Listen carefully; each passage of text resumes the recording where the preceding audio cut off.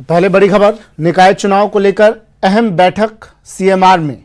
चुनाव पर बैठक हुई, सीएम, पीसीसी चीफ इस बैठक में मौजूद। बैठक में एआईसीसी पर्यवेक्षक भी मौजूद हैं।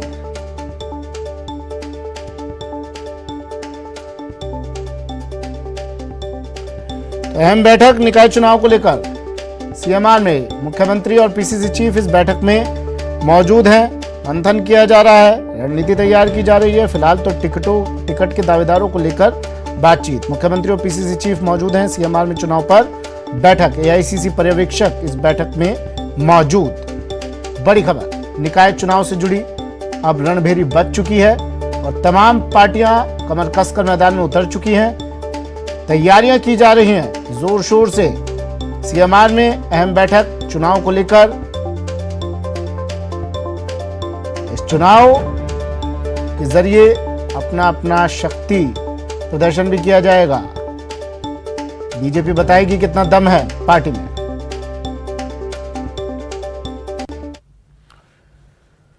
वहीं पार्षद टिकट के लिए ऑनलाइन आवेदन भी शुरू हो गए हैं। कांग्रेस ने ऑनलाइन आवेदन शुरू किए हैं। पीसीसी की वेबसाइट पर ये ऑनलाइन आवेदन किए जा सकते हैं। पीसीसी चीफ ने आवेदन का लिंक शेयर किया है। ट्वीट करके शेयर किया आवेदन का लिंक।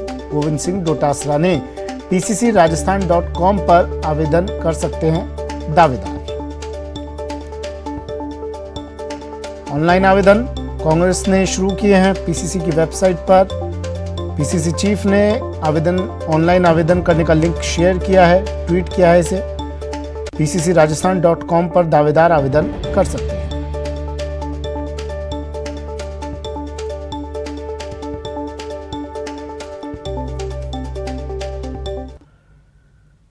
जयपुर में भी नगर निगम चुनाव के नामांकन की शुरुआत हो गई है। यहां 250 वार्डों में प्रत्याशियों की संभावित संख्या को देखते हुए जिला निर्वाचन विभाग कलेक्ट्रेट के अलावा शहर में अलग अलग स्थानों पर नामांकन दाखिल की तैयारी है, जिसके चलते ज्यादा भीड़भाड़ की स्थिति नहीं बनी। जयपुर ग्रेटर में जहां 15 स्थानों पर नामांकन किए जा रहे हैं, वहीं हेरिटेज में 10 स्थानों पर नामांकन किए गए। नामांकन की 19 अक्टूबर को अंतिम तिथि है। इस बार नामांकन के लिए प्रत्याशी को 5 दिन का वक्त दिया गया है। नामांकन दाखिल की प्रक्रिया का जायजा लिया संवाददाता बाबूलाल धायल ने। जयपुर की दोनों नगर निगमों के लिए नामांकन की प्रक्रिया शुरू हो गई है। पहले दिन जबरदस्त जोश नजर आ रहा है। बहुत सारे उम्मीदवार नामांकन पत्र हासिल कर रहे हैं, तो कई जमा कराने भी पहुंच गए हैं।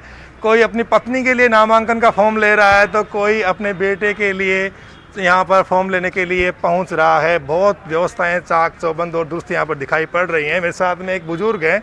क्या आप खुद चुनाव लड़ने आए सर? नहीं, मेरा बेटा रत्नाकर शर्मा चुनाव लड़ेगा। अच्छा, वार्ड नंबर 26 विद्याधर नगर से लड़ेगा। तो बेटे को क्यों नहीं भेजा फॉर्म लेने के लिए सर? नहीं, मैं तो एक वो एनओसी सर्टिफिकेट लेने के लिए आया हूँ। फॉर्म तो वही आएगा देने जमा कराने। अच्छा, बेटा काबिल है इसलिए आपको लगता है कि बुढ़ापे में जो है ना कहीं ज़्यादा वो अच्छा काम कर पाएगा, आपको संतुष्टि होगी। इस उम्र में जब आप अपने बेटे को आप काम करते हुए देखेंगे जनता के बीच में, तो आपको लगता है कि कुछ अच्छा लगेगा आपको, इसलिए आप उसको आगे बढ़ा रहे हैं।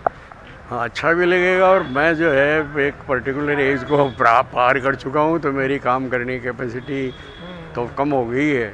इसलिए यंगस्टर्स को आगे बढ़ाना चाहिए, इसलिए बेटे को लड़ा रहा हूँ। तो बेटे के लिए बुजुर्ग जो यहाँ पे फॉर्म लेने के लिए आए हैं, और जो सिविल लाइन विधानसभा क्षेत्र यहाँ पर बहुत सारे जो दावेदार हैं वो टिकटों की दावेदारी अलग से कर रहे हैं। फॉर्म लेने के लिए यहाँ कतारों में खड़े, उनसे बात करते हैं। आप किसके लिए फॉर्म लेने आए? मैं सर मेरी वाइफ के नाम से एनओसी मैंने कटाई है। सिविल लाइन विधानसभा क्षेत्र से हूँ। कांग्रेस का 20 साल पुराना कार्यकर्ता हूँ। इत्तेफाक से वो सीट अनुसूचित जनजाति की आ गई, तो मैं एसटी महिला की आई है, तो वो महिला के हिसाब से मैं एज ए पार्टी से मांग रहा हूँ कि भाई महिला है तो मैंने काम किया है, तो उसका बेनिफिट्स महिला के नाम से मैं सीट मांग। अच्छा सर, मैं वार्ड नंबर 43 से हूँ। मैं खुद कैंडिडेट हूँ। अच्छा, भारतीय जनता पार्टी से। टिकट तो मिला ही नहीं, कैसे दावा कर रहे हैं कि बीजेपी आपको टिकट दे देगी और आप उम्मीदवारों के पार्टी के टिकट नहीं दे अपन तो दावेदारी कर रखी है। अगर टिकट दे तो पार्टी की सेवा कर दी, जनता की सेवा कर दी। जनता सेवा के लिए मैं खड़ा हूँ। बहुत सावधानी बरतनी पड़ेगी। कोरोना का खौफ है, दहशत है, और ऐसे में चुनाव हो रहे हैं, तो किस तरह की सावधानियां, एहतियात आप लोग बरत रहे हैं ताकि ये जो महामारी यहाँ फैले नहीं और आराम से लोग आसानी से मतदान भी कर दें और शांतिपूर्ण और निष्पक्ष चुनाव की प्रक्रिया भी संपन्न हो जाए? ये नॉमिनेशन लेने के लिए जो प्रक्रिया अपनाई जा रही है, सबसे पहले तो अलग अलग वार्डों के लिए अलग अलग अधिकारी नियुक्त किए गए और टोटल 25 अधिकारी नियुक्त किए गए, जिसमें से सिविल लाइंस जोन में 41 से 50 के लिए यहाँ जो है नया जो नवगठित सिविल लाइंस ऑफिस है डीसी नगर निगम का, उसमें व्यवस्था की गई है। और ये इसीलिए की गई है कि ज़्यादा अगर भीड़ भी आती है तो वो सोशल डिस्टेंसिंग के साथ नॉमिनेशन की कार्रवाई हो सके। इसके लिए हमने सोशल डिस्टेंसिंग की पालना के लिए कर्मचारी भी नियुक्त किए हैं, सैनिटाइजेशन के लिए कर्मचारी की नियुक्ति की है और जितने भी लोग आएंगे वो नियमानुसार इलेक्शन कमीशन की गाइडलाइन के अनुसार प्रवेश दिया जाएगा और एक बार जब नॉमिनेशन हो जाएगा तो उसके बाद सैनिटाइजेशन करवाया जाएगा। इस बारे में लोगों को हम लगातार बता रहे हैं और लोग इस बारे में सेंसिटिव भी हैं। कैमरा पर्सन राजकुमार के साथ बाबूलाल धायल, न्यूज़ 18 जयपुर। प्रदेश में शहरों की सरकार गठन की प्रक्रिया तेज हो गई है। जोधपुर शहर के दोनों नगर निगम चुनावों को लेकर नामांकन शुरू हो चुका है। संवाददाता ललित सिंह ने नगर निगम दक्षिण में नामांकन प्रक्रिया का लिया जायजा।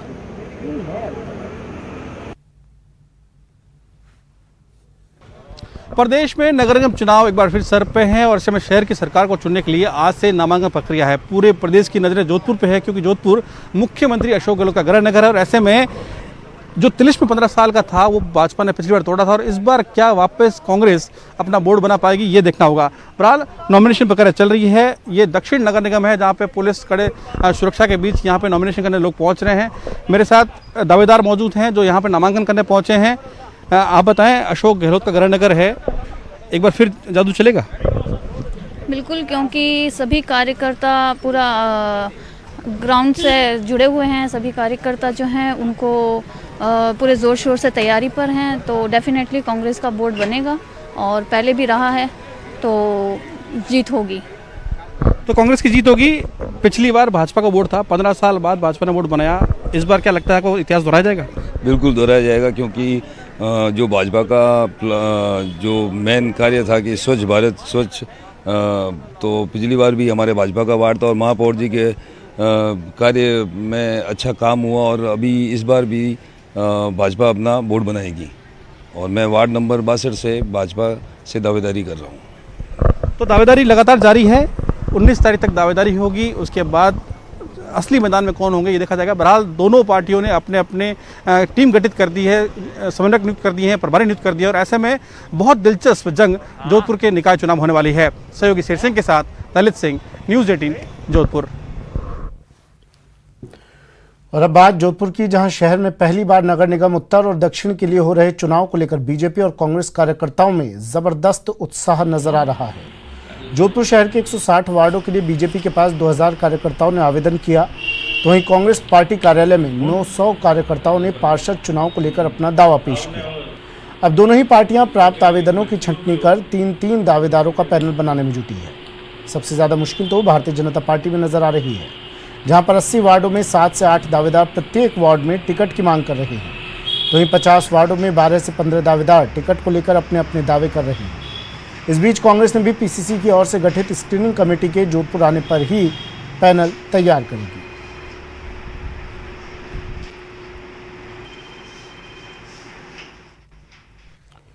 वहीं कोटा में नामांकन के पहले दिन सन्नाटा नजर आया। निर्वाचन विभाग ने प्रत्याशियों के दाखिले के लिए 15 स्थानों पर अधिकारी तैनात किए हैं। पूरी बिल्डिंग को सैनिटाइज किया गया है ताकि नामांकन के दौरान कोरोना के खतरे को टाला जा सके। जायजा लिया संवाददाता शाकिर अली ने।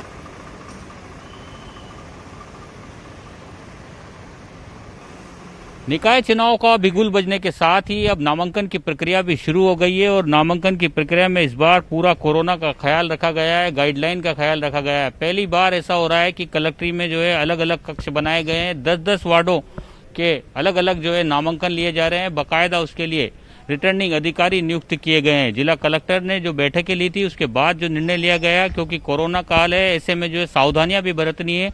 आज से जो तमाम नामांकन है वो शुरू हो गए हैं कोटा में, क्योंकि 150 वार्डों की 2 नगर निगम कोटा उत्तर और दक्षिण के लिए नामांकन दाखिल होंगे। हालांकि सियासी पार्टियों ने अब तक अपने पत्ते नहीं खोले हैं, यानी प्रत्याशियों की घोषणा उन्होंने नहीं की है, लेकिन जो निर्दलीय हैं वो अब जो है आज से नामांकन पत्र अपना दाखिल करेंगे और जैसे ही लिस्टें जारी हो जाएगी बीजेपी और कांग्रेस और दूसरी पार्टियों की, तो वो प्रत्याशी भी जो है यहाँ पहुँचेंगे। लेकिन जो इंतज़ाम किए गए हैं निर्वाचन विभाग की ओर से वो बिल्कुल पूरी तरह से चाक चौबंद है। 15 जो है इस तरह के नामांकन के लिए ऑफिस तैनात किए गए हैं, ऑफिस बनाए गए हैं ताकि जहां पर पहुंच करके प्रत्याशी अपना नामांकन दाखिल करवा सके। क्योंकि जिस तरीके से इससे पहले जो है 10-10 वार्ड उसमें डिवाइड किए गए हैं, तो कोटा उत्तर वाले क्षेत्र में इस वक्त हम मौजूद हैं और यहाँ पर 51 से 60 वार्ड के जहाँ नामांकन दाखिल होंगे उनके निर्वाचन अधिकारी हैं डागा साहब, राजेश डागा साहब। पूरी तैयारियां इन्होंने कर रखी है और इंतजार किया जा रहा है कि जैसे ही कोई प्रत्याशी यहाँ पर पहुंचेगा अपना नामांकन लेकर के तो उसका नामांकन दाखिल करवाया जाएगा। मैं बात करने की कोशिश करता हूँ सर से। सर, आज पहला दिन है, तैयारियां पूरी हो रही है, किस तरह के इंतजाम किए गए हैं इस बार? नगर निगम चुनाव की पूरी तैयारियां हैं और वार्ड संख्या 51 से 60 तक कोटा उत्तर नगर निगम के लिए नामांकन है वो तहसीलदार कार्यालय में मेरे समक्ष दाखिल किए जा सकते हैं।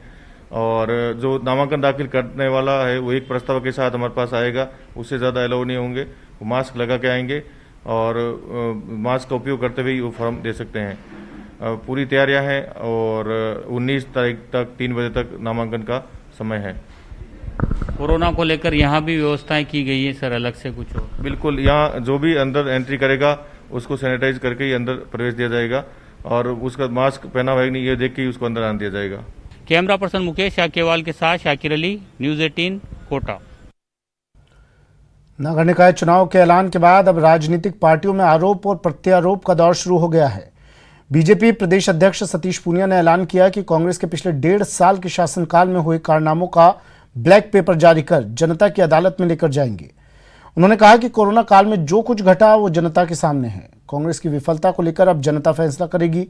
तमाम मुद्दों को लेकर संवाददाता सुधीर शर्मा ने भाजपा प्रदेश अध्यक्ष सतीश पूनिया से की बातचीत। प्रदेश के 3 शहरों के 6 नगर निगम चुनाव की रणभेरी बजने के साथ ही राजनीतिक पार्टियों में आरोप और प्रत्यारोप का दौर भी शुरू हो गया है। इन्हीं आरोप और प्रत्यारोप को लेकर अभी हमारे साथ भाजपा प्रदेश अध्यक्ष सतीश पूनिया हैं, उनसे बात करेंगे। बीजेपी ने कहा कि वो कांग्रेस के खिलाफ ब्लैक पेपर जारी करने वाले हैं, क्या होगा ये ब्लैक पेपर? ये ब्लैक पेपर 20 महीनों की सरकार की विफलता होगी, क्योंकि जिस जन घोषणा पत्र का मुख्यमंत्री उल्लेख करते हैं और ये बार बार ये कहते हैं कि 500 इतने में से हमने 250 से भी ज़्यादा समस्याओं का समाधान कर दिया। किसानों के कर्जे से लेके शहरी निकायों को उन्नत, सुदृढ़ और सौंदर्यकरण करने के साथ साथ बेरोजगारी भत्ता, अपराध, भ्रष्टाचार, इस तरीके के तमाम मुद्दे हैं जो शहरी निकायों से ताल्लुक़ रखते हैं। स्मार्ट सिटी का काम बिल्कुल धीमा हुआ, RUIDP का जो पैसा था वो ठीक तरीके से उपयोग नहीं हुआ। बिजली के बिलों की एक बड़ी समस्या प्रदेश भर के कंज्यूमर्स को है। स्कूल की फीस की माफ़ी, कुल मिलाकर ऐसे 8-10 मुद्दे हैं जो सीधे सीधे शहरी निकायों को प्रभावित करते हैं। इससे पहले भी आपने एक ब्लैक पेपर जारी किया था बीजेपी ने, उस ब्लैक पेपर का रहा क्या? क्यों जनता के बीच तो आप समय समय पर ये मुद्दे उठाते ही रहे हैं। देखिए, ब्लैक पेपर एक किस्म का पॉलिटिकल डॉक्यूमेंट होता है, उसकी कोई कानूनी कार्रवाई नहीं होती, वो सिर्फ जनता की अदालत में जाता है और जनता ने इस चीज़ को ठीक से समझ लिया और इसी कारण इतनी कमज़ोर और लचर सरकार न तो कोरोना का प्रबंधन कर पाई और न लोगों की समस्याओं का समाधान कर पाई। इस ब्लैक पेपर को हम जनता के ईमान पर, जनता के बीच में छोड़ेंगे। एक ये है कि जिस तरह से यहाँ पर पहले वोट बीजेपी का रहा, उसके बाद कांग्रेस ने तोड़ किया आप ही के एक नेता को और कांग्रेस में शामिल करके मेयर बना दिया। उसके बाद के कालखंड को देखा जाए, उस कालखंड को कैसे देखते हैं कि कितना काम उस दौरान हुआ होगा? देखिए, उन्होंने सत्ता का दुरुपयोग किया और धनबल के बूते पर किसी भी तरीके से वो सफल जरूर हुए थे, लेकिन 1 साल उनके कार्यकाल का, उनके अपने मेयर का और 6 महीने प्रशासक की, 1.5 साल का रिकॉर्ड है कि एक भी वर्क ऑर्डर नहीं हुआ। जितने काम चल रहे हैं, जितने वर्क ऑर्डर हुए थे बीजेपी की रिजिम में हुए थे, उनके बोर्ड में हुए थे। इसलिए मैं ये कह सकता हूँ कि ये 1.5 साल का जयपुर जैसे शहर का, राजधानी का, ये मेट्रो की बात करते हैं उसमें 93% काम हमारे रिजीम में हो चुका था। सफाई ध्वस्त हो गई, बिजली की व्यवस्था गड़बड़ हो गई। इसी के साथ साथ जो बाकी जो नवाचार हुए थे, कचरों को उठाने का, कचरे के संग्रहण का, ऊपर्स का, ये सब चीज़ें बेकार। पार्कों का संधारण खत्म हो गया पूरी तरीके से। तो इन 1.5 वर्षों में पूरे तरीके से विफल रही इस गुलाबी नगरी की नहरी निकाय की सरकार। सुधीर शर्मा, न्यूज़ 18 जयपुर। वहीं मुख्य सचेतक महेश जोशी ने न्यूज़ 18 से खास बातचीत की और उन्होंने कहा कि कांग्रेस सभी 6 नगर निगम में अपना बोर्ड बनाएगी। कांग्रेस ने नगर निगम चुनाव के लिए तैयारियां शुरू कर दी हैं। इस बीच दावेदारों का भी नेताओं के यहां जुटना शुरू हो चुका है। कांग्रेस ने इस बार ऑनलाइन आवेदन लेने भी शुरू किए हैं। आज से राजस्थान कांग्रेस की जो आधिकारिक वेबसाइट है उस पर जो पार्षद के दावेदार हैं वो अपना ऑनलाइन आवेदन भी कर सकते हैं। हमारे साथ पूरे मामले पर चर्चा करने के लिए सरकारी मुख्य सचेतक और जयपुर के वरिष्ठ नेता महेश जोशी मौजूद हैं। महेश जी, किस तरह से पार्टी आगे जो नगर निगम के चुनाव हैं उनमें टिकट बांटने जा रही है, और सबसे बड़ा सवाल यही है कि कब तक आप टिकट बांट देंगे पार्षद के? देखिए, टिकट बांटने का कोई समय निर्धारित नहीं, लोकल मामला है। 19 तारीख लास्ट डेट नॉमिनेशन की है। जो कार्यकर्ता टिकट मांगता है वो अपने नॉमिनेशन की तैयारी तो खुद रखता ही है, और मैं सबसे अपील भी करना चाहता हूँ जो भी टिकट मांगे वो नॉमिनेशन की अपनी जो तैयारी है, जो भी एफिडेविट हैं कि फॉर्म भर के रखना है, जो कुछ वो सब तैयारी रखनी चाहिए। लेकिन संकल्प मन में ये होना चाहिए पार्टी टिकट दे तभी चुनाव लड़ना है, और दूसरा संकल्प ये है कि अगर पार्टी टिकट नहीं दे तो जिसको पार्टी टिकट दे उसके पक्ष में काम करना है। तीसरी बात ये कि ऑनलाइन आवेदन की बात पार्टी ने की, मैं इसको अच्छी पहल मानता हूँ, क्योंकि चुनाव के बाद पार्टी के पास में कोई रिकॉर्ड ही नहीं बचता कि किसने टिकट मांगा किसने नहीं मांगा। ये सब ऑनलाइन रहेगा तो पार्टी के पास एक रिकॉर्ड रहेगा, कार्यकर्ता कहाँ कहाँ एक्टिव रहा है, क्या उसकी भूमिका रही है, ये सारी जानकारियाँ पार्टी के पास रहेंगी तो पार्टी की मजबूती के लिए काम आएंगी। तो कुल मिलाकर मैं ये कह सकता हूँ जयपुर में हम लोग कांग्रेस अच्छी स्थिति में है और हम दोनों नगर निगमों में चुनाव जीत कर आएंगे। पार्टी ने ऑनलाइन आवेदन का ये जो प्रणाली है वो पहली बार शुरू की है, लेकिन फिर भी हम देख रहे हैं नेताओं के यहाँ दावेदारों की कतार लगी हुई है। ये अगर और थोड़े दिन पहले कर दिया जाता तो ठीक नहीं रहता? देखिए, उम्मीद ये थी और ये समय की मांग भी थी, जिस हिसाब से कोविड का दायरा बढ़ा है, जयपुर, जोधपुर और कोटा जो शहरी इलाके हैं इनमें जिस हिसाब से कोरोना का प्रकोप बढ़ा, उसमें सबको ये उम्मीद थी, कांग्रेस भी तैयार थी, भारतीय जनता पार्टी भी तैयार थी कि अगर समय बढ़ जाए चुनाव का तो ज़्यादा बेहतर हो। लेकिन चूंकि सब जानते हैं माननीय न्यायालय ने आदेश दिया तो चुनाव हो रहे हैं। चुनाव अचानक आए, सबकी आशाओं के विपरीत आए, तो इसलिए चुनाव में समय कम मिला। आप सही कह रहे हैं, ये एक सतत प्रक्रिया हो, जितने कार्यकर्ता पार्टी के हैं उन सबका डेटाबेस पार्टी के पास हो तो टिकट बंटने में चाहे फैसला कभी भी एक ज़्यादा आसानी रहती है। तो एक अच्छी पहल पार्टी ने की है, भले इसमें समय कम मिला लेकिन अच्छी पहल है और ये पार्टी की आगे मजबूती के लिए काम आएगी। नतीजे निर्भर करेंगे कि जनता ने विश्वास किस पर किया। कैमरा पर्सन घनश्याम के साथ गोवर्धन चौधरी, न्यूज़ 18 राजस्थान, जयपुर। वहीं पर्यवेक्षक और एआईसीसी सचिव तरुण कुमार से न्यूज़ 18 राजस्थान ने खास बातचीत की और कहा कि जिताऊ और निष्ठावान कार्यकर्ताओं को टिकट दिए जाएंगे। नगर निगम के चुनावों को लेकर सरगर्मियां बढ़ गई हैं। इस बीच कांग्रेस ने भी टिकट वितरण से पहले उम्मीदवार छांटने की प्रक्रिया शुरू कर दी है। हालांकि अभी तक उम्मीदवार कब तक घोषित कर दिए जाएंगे इसके बारे में तस्वीर साफ नहीं हो पाई है, लेकिन एक प्रारंभिक तौर पर कवायद जरूर शुरू कर दी गई है। हमारे साथ कांग्रेस के सह प्रभारी सचिव और नगर निगम जयपुर के दोनों नगर निगम के पर्यवेक्षक तरुण कुमार मौजूद हैं। तरुण कुमार जी, सबसे बड़ा सवाल अब तक यही है कि कब तक कांग्रेस टिकटों की घोषणा कर देगी और मापदंड क्या रहने वाले हैं? देखिए, मापदंड की बात करें तो सबसे महत्वपूर्ण तो हमें जो जिताऊ उम्मीदवार हैं वो हम लोग मैदान में उतारने की कोशिश करेंगे और सर्वसम्मति से, सबकी सहमति से हम लोग आगे चलेंगे इस इलेक्शन में। और जहाँ तक आपने बात कही कि मापदंड और घोषणा, उस पर भी काम चल रहा है, जल्द से जल्द होगी। देखिए, कांग्रेस की सरकार है राजस्थान में और पिछले 2 सालों में कांग्रेस ने जो काम किए हैं वो हम लेकर के जनता के बीच में जाएंगे और आने वाले टाइम में जो नगर निगम में और विकास जो हो सकते हैं और नई कोई योजना आ सकती है, कैसे हम नगर निगम को और इसको बेहतर बनाएं, इसके विषय पर हम आगे बढ़ेंगे और काम करेंगे। नगर निगम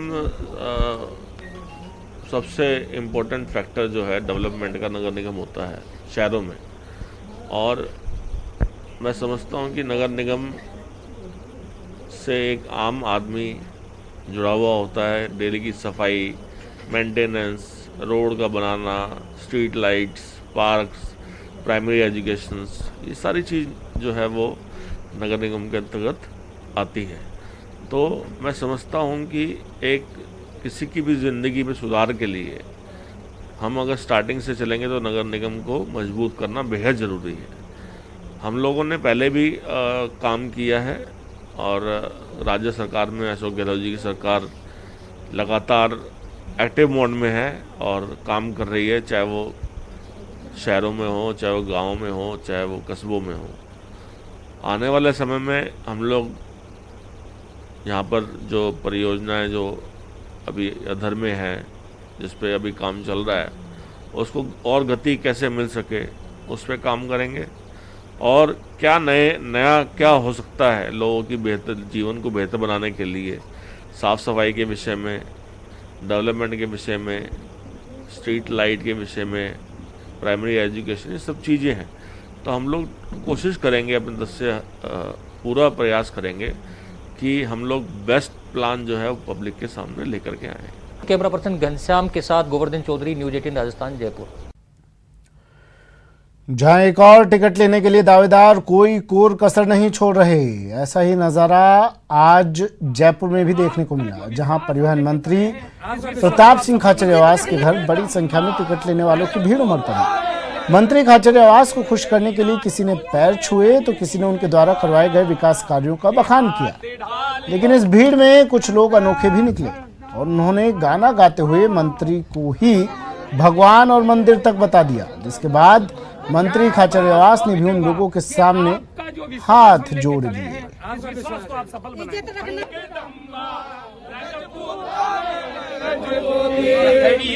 उसने नहीं लजाया ये हाथ ढाले सरकार आया साहब, मौका दिया जाए, चार बात तो भी नहीं होगा। ये आपका जो विश्वास हम लेके चले हैं, इस विश्वास को आप सफल बनाएं। तू ही मेरी मन, तू ही मेरी पूजा, तू ही देवता हो, तू ही देवता हो। ये आपका जो विश्वास हम लेके चले हैं, इस विश्वास को आप सफल बनाएं। तू ही मेरी मन, तू ही मेरी पूजा, तू ही देवता हो, तू ही देवता।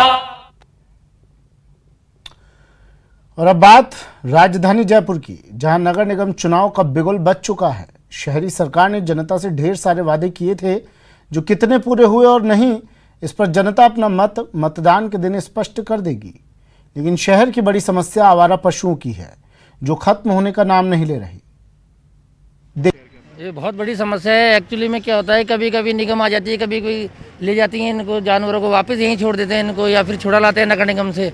तो इस कारण से अव्यवस्था तो बनी हुई है, चारे वाले धर्म के कारण ही डाल देते हैं यहाँ पे, तो यहाँ आ जाती हैं ये पूरे डेयरी बूथों वालों की गायें हैं।